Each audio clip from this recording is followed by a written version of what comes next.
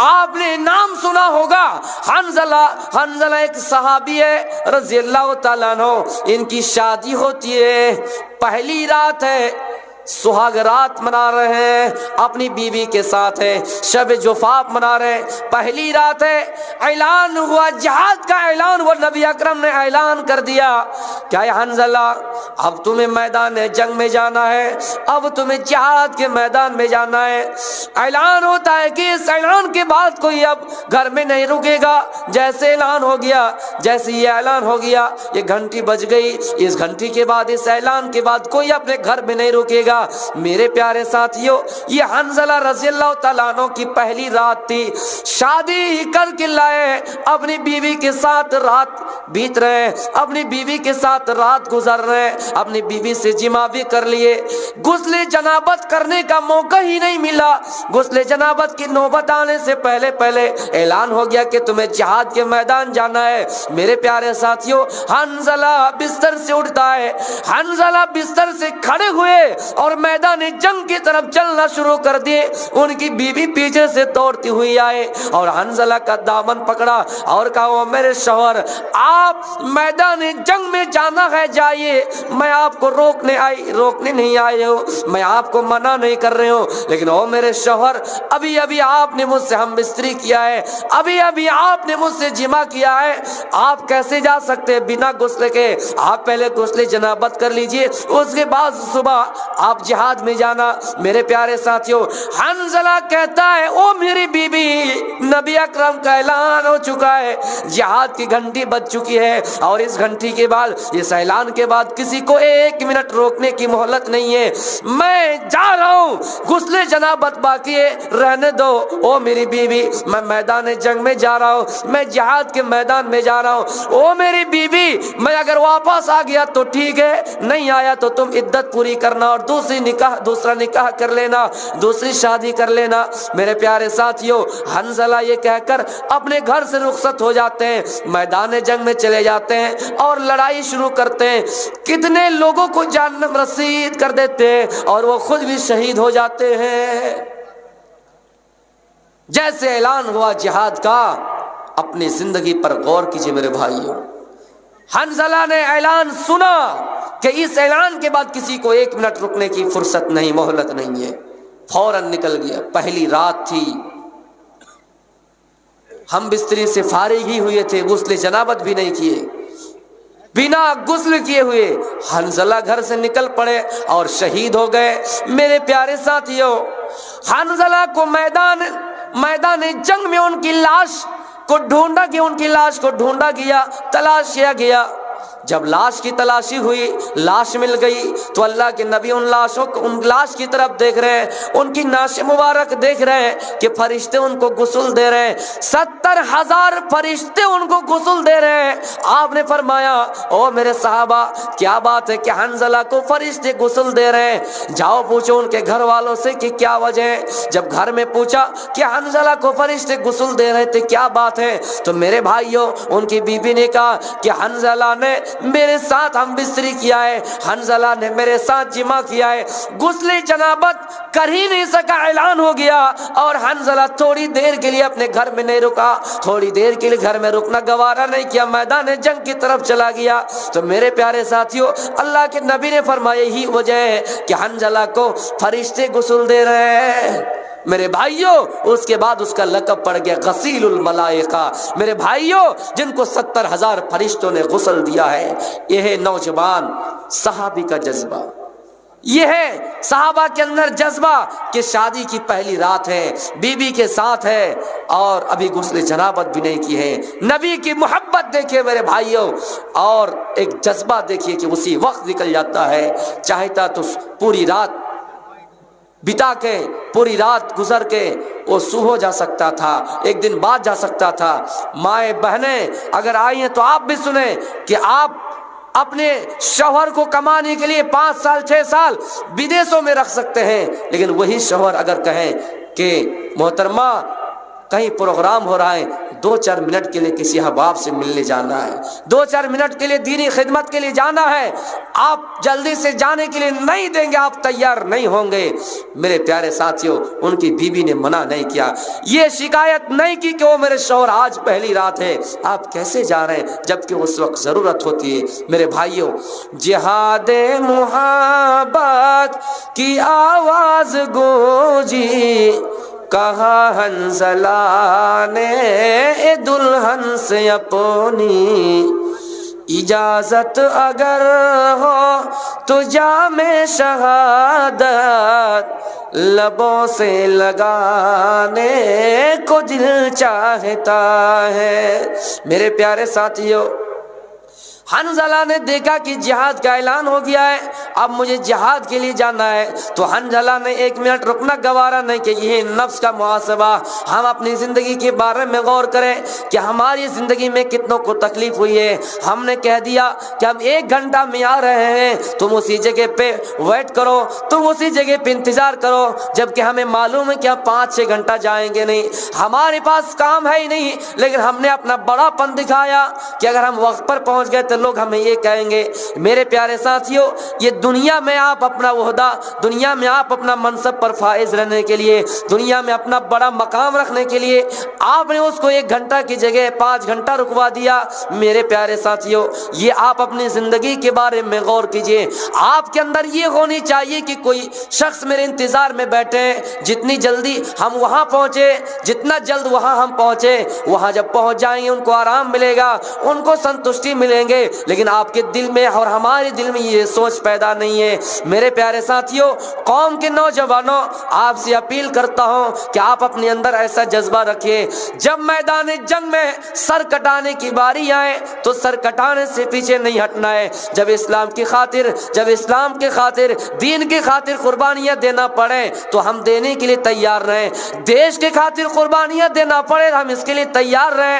اللہ رب العالمین فرماتا ہے، انفروا خفافا وثقالا وجاہدوا باموالکم وانفسکم فی سبیل اللہ۔ اے لوگو، تم ہر حال میں جہاد کے لیے نکلو اور اللہ کے راستے میں جہاد کرو، مال کے ساتھ جہاد کرو اور دولت کے ساتھ جہاد کرو، اولاد کے ساتھ جہاد کرو اور اپنی جانوں کے ساتھ بھی جہاد کرو، ضرورت پڑے تو مال بھی خرچ کرو اور ضرورت پڑے تو اپنی جانوں کو بھی قربان کر دو۔ میرے پیارے ساتھیوں، اس لیے اللہ فرماتا ہے، ان اللہ اشتری من المؤمنین انفسهم، اللہ رب العالمین نے مومنوں سے ان کی جانوں کو خرید لیا ہے، مومنوں سے ان کے مالوں کو خرید لیا ہے، بان لهم الجنہ، اس لیے کہ اس کے بدلے اللہ نے جنت دے رکھی ہے۔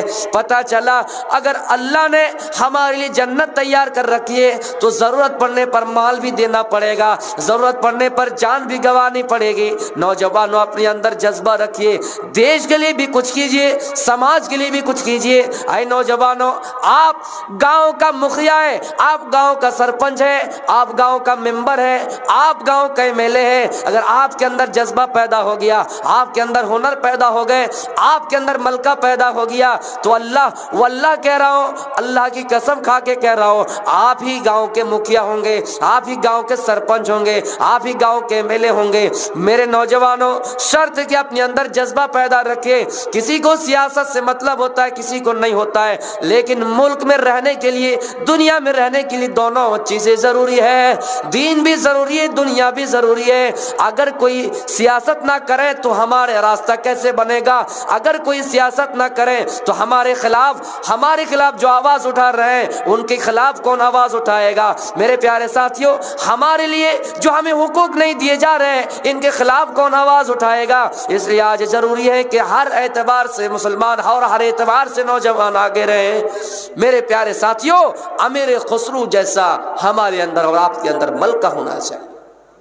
ایک شاعر تھے لیکن اللہ نے ایک ایسا ملکہ پیدا کیا، ایک ہنر پیدا کیا تھا۔ میرے بھائیوں، امیر خسرو راستہ چل رہا ہے، راستے میں پیاس لگی، کسی کنویں کے پاس آ کر رک گئے، دیکھا کہ 4 عورتیں پانی اپنے برتن میں اٹھا رہی ہیں، اپنے برتن میں بھر رہی ہے پانی۔ امیر خسرو وہاں گئے اور 4 عورتوں سے کہا کہ مجھے پانی پلاؤ۔ 4 میں سے ایک امیر خسرو کو پہچانتی تھی۔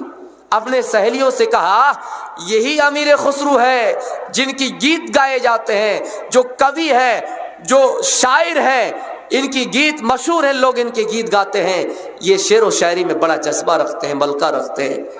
تو چاروں نے خواہش کی کہ ہمیں کوئی شعر پہلے سناؤ، اس کے بعد ہم پانی پلائیں گے۔ ایک نے کہا مجھے چرخہ بننا آتی ہے، میں چرخے سے کپڑے سوتنے کا کام کرتی ہوں۔ ایک نے کہا مجھے کتا پسند ہے، میں کتے کو اپنے گھر میں رکھتی ہوں، کتے کے سلسلے میں کوئی شعر پڑھیے۔ دوسرے نے کہا مجھے کھیر بہت پسند ہے، مجھے کھیر بہت پسند ہے، آپ کھیر کے بارے میں کوئی مصرع کہیے۔ تیسرے نے کہا مجھے ڈھول بجانا، ڈھول طبلہ زیادہ پسند ہے، ڈھول کے بارے میں کوئی شعر پڑھیے۔ امیر خسرو کو پانی پینا تھا اور جلدی بھی کرنا تھا، پیاس لگی تھی۔ اب چاروں کا الگ الگ شعر اگر پڑھا جائے تو امیر خسرو کو ٹائم لگ جائے گا، لیکن امیر خسرو کو اللہ نے ایسا ہنر دیا، ایسا ملکہ دیا تھا، امیر خسرو نے چاروں کا ایک ہی مصرے میں جواب دے دیا۔ کھیر پکائی جتن سے چرخا دیا جلا، آیا کتا کھا گیا تو بیٹھی ڈھول بجا، لا پانی پلا۔ میرے پیارے ساتھیوں، ایسے نوجوان کی ضرورت ہے جو دنیا بھی سنبھالے، دین کا کام بھی سنبھالے۔ یعنی امیر خسرو نے چاروں کا جواب ایک ہی مصرے میں دے دیا۔ نوجوانوں، آپ سے اگر کوئی سوال کرے، آپ سے اگر کوئی سوال کرے کہ کوئی ایسی چیز ہے جو سنویدھان سے ٹکرا رہی ہے تو آپ کو وہاں کیا جواب دینا ہے؟ سنویدھان سے متعلق کوئی سوال کرے، دین سے متعلق کوئی مذہب سے متعلق سوال کریں، آپ کو دونوں کا جواب ایک ہی دینا ہے، ایک ہی جواب میں دونوں سوال کا جواب دینا ہے میرے پیارے ساتھیوں، تاکہ دنیا بھی چل جائے اور دین کا بھی کام ہو۔ میرے بھائیوں، قرآن فرماتا ہے، قرآن میں اللہ رب العالمین فرماتا ہے، قرآن کہتا ہے یا ایھا الذین آمنوا اتقوا اللہ ولتنظر نفس ما قدمت لغد۔ ہر انسان کو غور کرنا چاہیے کہ اس نے آنے والے دن کے لیے کون سی تیاری کر رکھی ہے۔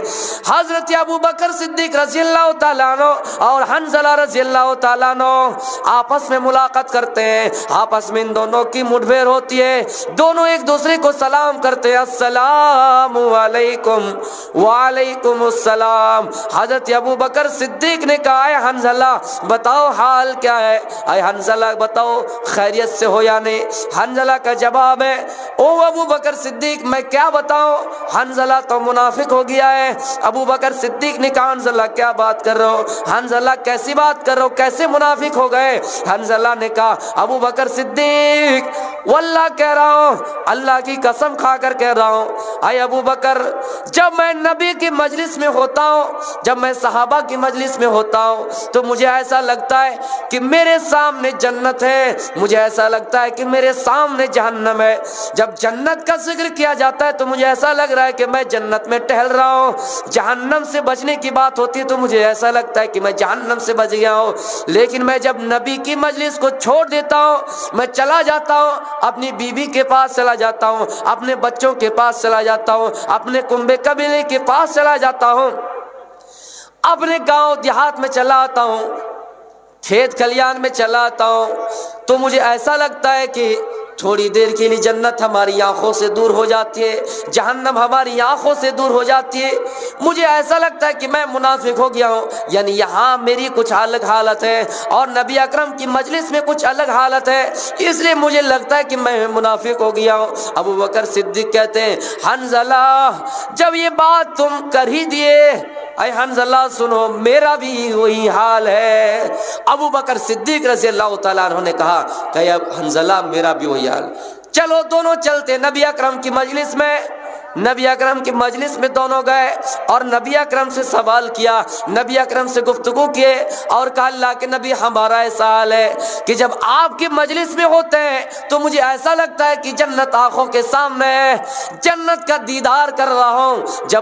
جب مجلس چھوڑ دیتا ہوں، بیوی کے پاس چلا جاتا ہوں، بچوں کے پاس چلا جاتا ہوں تو گھریلو ٹینشن آ جاتا ہے، گھریلو معاملات آ جاتا ہے۔ اللہ کے نبی یہاں ہماری کچھ الگ حالت ہوتی ہوتی ہے, وہاں کچھ الگ حالت ہوتی ہے. اللہ کے نبی نے فرمایا آئے ابو بکر تم منافق نہیں ہوئے ہو, آئے حنظلہ تم منافق نہیں ہوئی ہو. یہ وقت کی بات ہے, جب نبی کی مجلس میں ہوتے ہو تو تمہاری الگ حالت ہوتی ہے, اور جب نبی کی مجلس چھوڑ دیتے ہو تو الگ حالت ہوتی ہے. اس کا مطلب یہ نہیں کہ تم منافق ہو گئے.